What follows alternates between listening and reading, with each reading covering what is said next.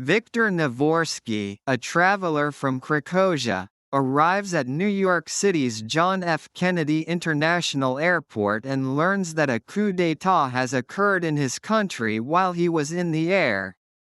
The United States does not recognize Krakozhia's new government, rendering Viktor's passport invalid and leaving him unable to either enter the United States or return to Krakozhia. U.S. Customs and Border Protection seize his passport and return ticket, pending resolution of the issue, leaving him stranded at the airport with only his luggage and a Planters peanut can. Frank Dixon, the acting field commissioner of the airport, instructs Viktor to stay in the transit lounge until the issue is resolved, but becomes determined to make Viktor someone else's problem. He tries to tempt Viktor to leave illegally by ordering guards away from the exit for 5 minutes, but it fails.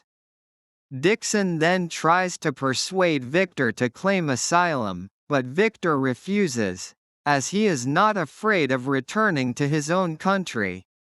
Viktor finds a gate under renovation and makes it his home. Dixon, who is being considered for a promotion, becomes increasingly obsessed with getting rid of Viktor. Meanwhile, Viktor begins reading an English version of his New York guidebook, which is in his own language, so that he can learn English.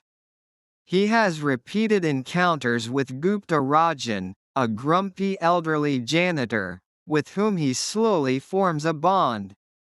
He also befriends Joe Mulroy, a baggage handler who plays poker, betting lost luggage items. Enrique Cruz, a food service truck driver, provides Viktor with free meals in exchange for helping him woo Dolores Torres, an immigration officer that Viktor has befriended. He shows skill at construction work when he remodels a wall in a terminal undergoing renovation. The airport contractors assume he is an employee and pay him under the table. He also begins a relationship with Amelia, a flight attendant who is also entangled with a married government official. During a visit from his superiors, Dixon enlists Viktor's help in communicating with a man from a country neighboring Krakozhia, who is desperately attempting to bring medicine home to his dying father.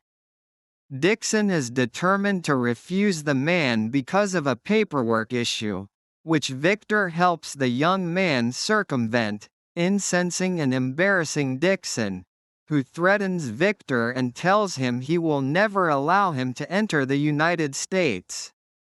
This incident is witnessed by Dixon's superiors, who give him a look of contempt before leaving, while Viktor becomes a legend amongst the terminal employees for helping the man and standing up to Dixon.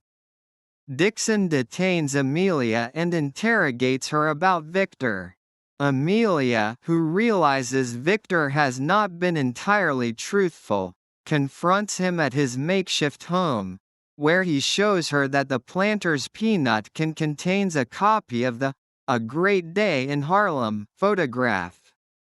His late father was a jazz enthusiast who had discovered the picture in a Hungarian newspaper in 1958 and vowed to collect the autographs of all 57 musicians depicted in it. He died needing only the autograph of tenor saxophonist Benny Golson, and Viktor has come to New York to get it. After hearing the story, Amelia kisses Viktor. 9 months later, Viktor learns that the war in Krakozhia has ended. Amelia reveals that her married boyfriend has secured Viktor a one-day emergency visa so he can fulfill his dream, but that she has also rekindled the relationship. When he presents the emergency visa at customs, Viktor is told that Dixon must sign it. However, as Viktor's passport is now valid again, Dixon is determined to deport him back to Krakozhia. He warns Viktor that if he does not go home at once, he will prosecute his friends at the airport for their illegal activities, most seriously by deporting Gupta back to India to face a charge of assaulting a corrupt police officer. Viktor finally agrees to return home, but Gupta delays the plane by running in front of it and is taken into custody. Emboldened by his friend's actions, Viktor decides to leave the airport. Several airport employees rush to say goodbye, but Dixon orders his officers to stop Viktor at the exit where, disillusioned with Dixon, they let him leave.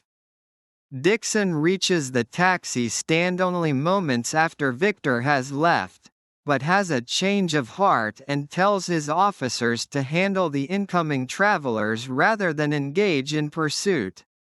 Viktor arrives at the hotel where Golson is performing and finally collects the last autograph, then takes a taxi back to the airport to go home.